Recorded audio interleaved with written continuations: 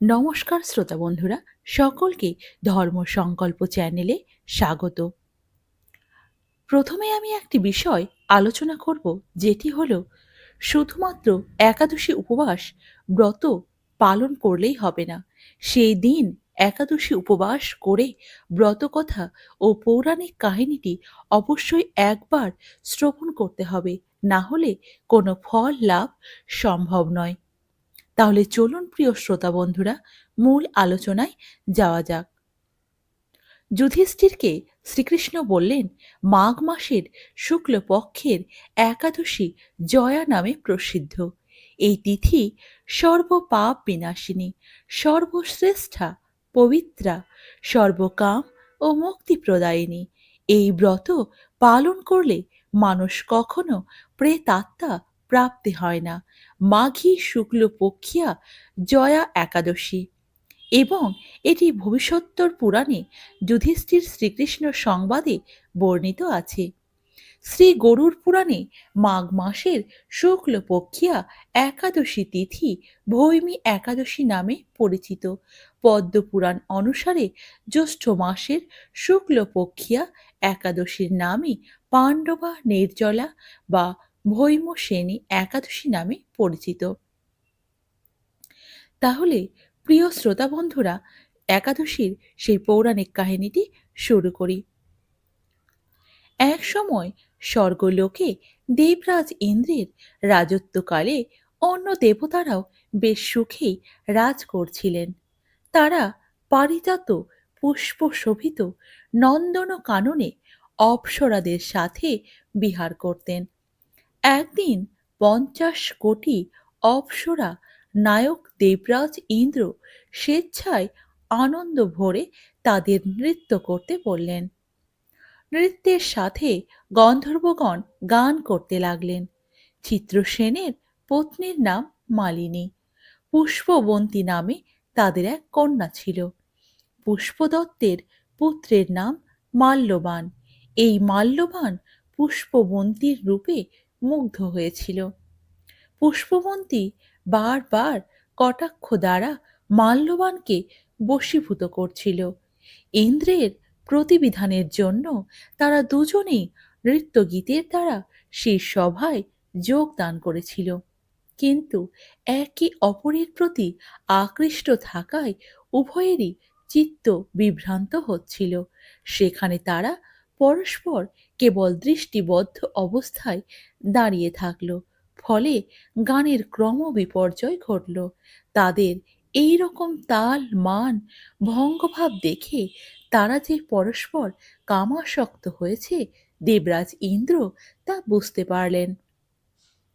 তখন রাগের বশে দেবরাজ ইন্দ্র তাদের অভিশাপ দিলেন, এখনই তোমরা পিশাচ যোনি লাভ করে মর্তলোকে নিজ দুষ্কর্মের ফল ভোগ করো।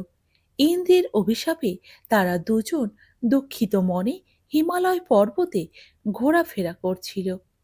পিশাচত্ব প্রাপ্ত হওয়ায় তারা অত্যন্ত দুঃখ ভোগ করতে লাগল। হিমালয়ের প্রচণ্ড শীতে কাতর হয়ে তারা নিজেদের পূর্ব পরিচয় ভুলে গেল। এইভাবে অতি কষ্টে সেখানে দিন যাপন করতে লাগল। একদিন পিশাচ নিজ পত্নী পিশাচিকে বলল, সামান্য মাত্র পাপ করিনি, অথচ নরক যন্ত্রণার মতো পিশাচত্ব প্রাপ্ত হয়েছি।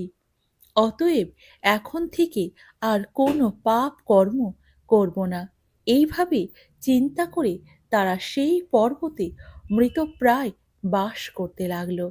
মাল্যবান ও পুষ্পবন্তীর পূর্ব কোনো পুণ্যবশত সেই সময় মাঘী শুক্লপক্ষিয়া জয়া একাদশী তিথি উপস্থিত হল।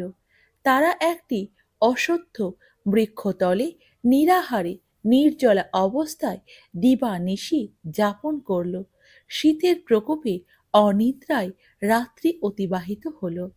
পরদিন সূর্যোদয়ে দ্বাদশী তিথি উপস্থিত হল।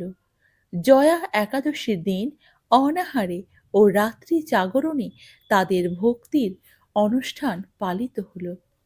এই ব্রত পালনের ফলে ভগবান বিষ্ণুর কৃপায় তারা পিশাচত্ব দূর হলো। তারা দুজনেই তাদের পূর্বরূপ ফিরে পেল। তারপর তারা স্বর্গে ফিরে গেল। দেবরাজ তাদেরকে দেখে অত্যন্ত আশ্চর্য হলেন। তিনি জিজ্ঞাসা করলেন, কোন পুণ্য ফলে তোমাদের পিশাচত্ব দূর হলো? আমার অভিশাপ থেকে কে তোমাদের মুক্ত করলো?